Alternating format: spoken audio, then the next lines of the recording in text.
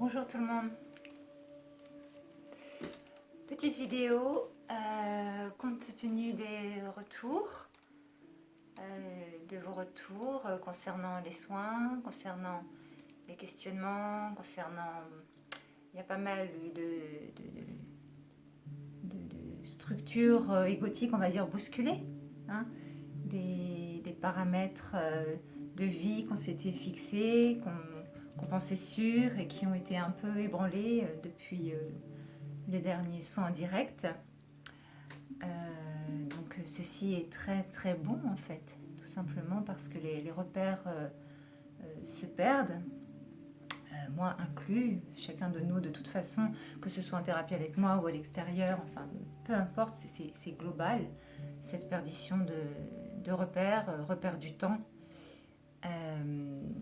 Ce matin j'ai pensé à quelque chose par rapport à un événement où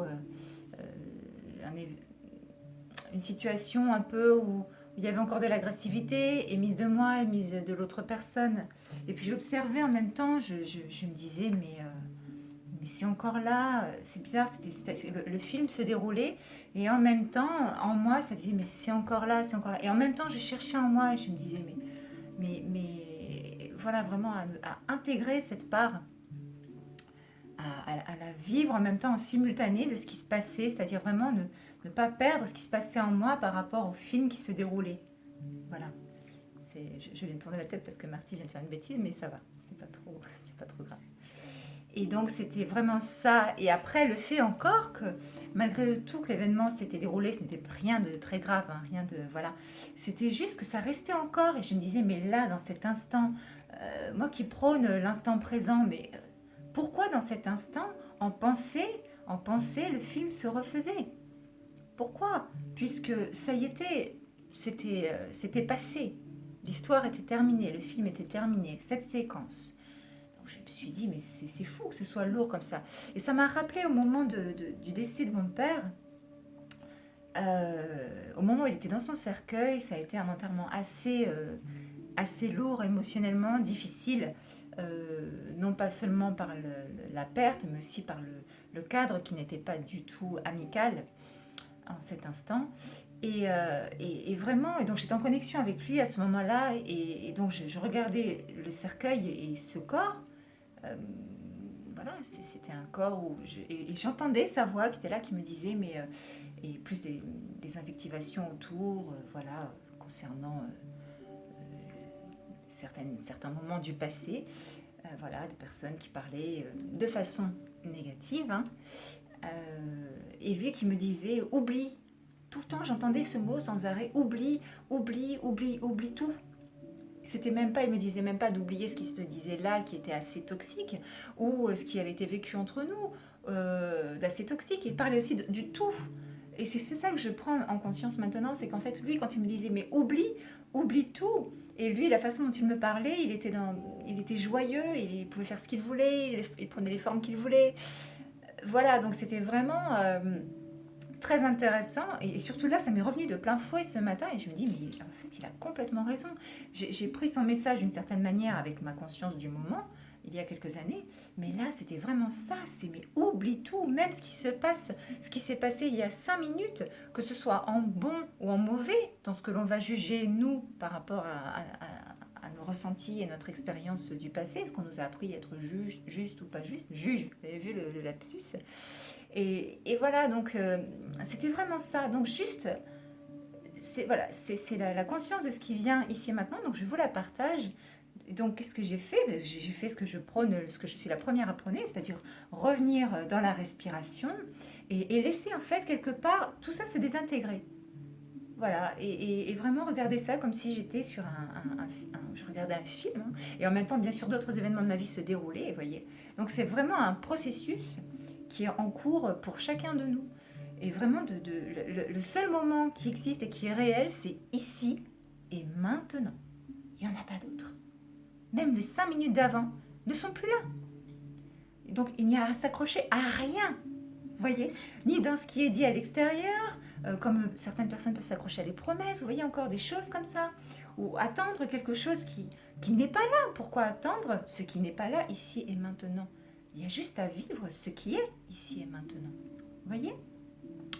Donc voilà, c'était le petit partage important pour moi. Là, je vais retourner travailler au cabinet. Et puis, j'ai une séance aussi en virtuel tout à l'heure. À tout à l'heure pour ceux qui verront cette vidéo.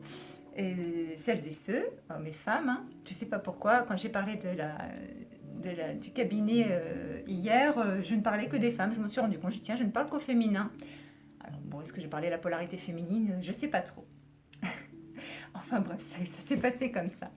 Donc, à très bientôt en tout cas. La chaîne YouTube, je l'alimenterai comme je pourrai parce que là maintenant, comme j'ai repris une activité plus concrète quand même dans la matière, donc le temps est différent pour moi, surtout que j'en garde beaucoup pour moi aussi. Voilà, pour ne pas me laisser happer et avaler par le système, parce que même le travail dans un domaine énergétique, peu importe spirituel ou quoi que ce soit, est aussi un piège d'attachement que l'on peut avoir, vous voyez, ah oui, se donner une grande responsabilité en disant oui, mais si je ne fais pas ça, quelque part, entre guillemets, c'est parce que je me dis, mais le monde s'écroule, quoi. Mon Dieu, que va-t-on faire si je ne participe pas activement, vous voyez? Donc c'est important de, oui, amener sa goutte, comme dit Pierre Rabhi, hein, l'histoire du colibri, oui, mais ne pas amener toute sa source, hein, d'accord? Ça se fait naturellement, dans ce que chacun de nous émanons. Il n'y a pas besoin d'en rajouter ni plus ni moins, c'est toujours être juste. Vous voyez, ce matin, hier c'est une grosse journée, et ce matin j'avais une consultation virtuelle, tout simplement. J'ai dit, oh là là, non, j'ai vraiment besoin de rester avec moi, parce que hier c'était, comme beaucoup de personnes avec qui j'ai échangé dans la rue, aussi d'autres commerçants, pour qui la reprise est assez violente en soi. C'est un grand changement d'un coup. Donc voilà, toujours beaucoup de douceur. Hein, beaucoup de douceur. Donc j'ai demandé à la personne si c'était possible pour elle, bien sûr, toujours dans le respect. Si c'était pas possible, on l'aurait fait. Mais il était important pour moi de poser aussi ce geste envers moi, de me dire non, là c'est pas possible. J'ai besoin encore de cette matinée pour pouvoir être bien efficace et bien alignée dans mon travail cet après-midi. Voilà. Bon, du coup, la vidéo ça se rallonge. Je vous embrasse tous et toutes. Et puis voilà, et je vais faire, oui, un petit tapoton, parce que c'est très important de se tapoter le thymus plusieurs fois par jour. Voilà, que ce soit bien pris, mal pris, jugé, pas jugé, cela m'est égal. Je reste dans l'expression de ce qui pour moi est juste, et ce qui permet d'aider vraiment à vivre le mieux possible ce qui se vit dans l'ici et maintenant. Voilà, hein, ce qui est difficile pour nous, hein, tout ici, là. Il y a beaucoup de nœuds qui se créent ici, qui nous bloquent par la suite dans nos actions, voilà, où c'est lourd, c'est pesant, on a de la tristesse, et la tristesse, qu'est-ce que ça fait? Ben, ça amène sur le long terme une baisse du système immunitaire, hein, de nos défenses. Donc voilà, c'est très important. Donc oui, tapotons pour tous ceux pour qui ça résonne. Voilà. À bientôt, je vous embrasse fort.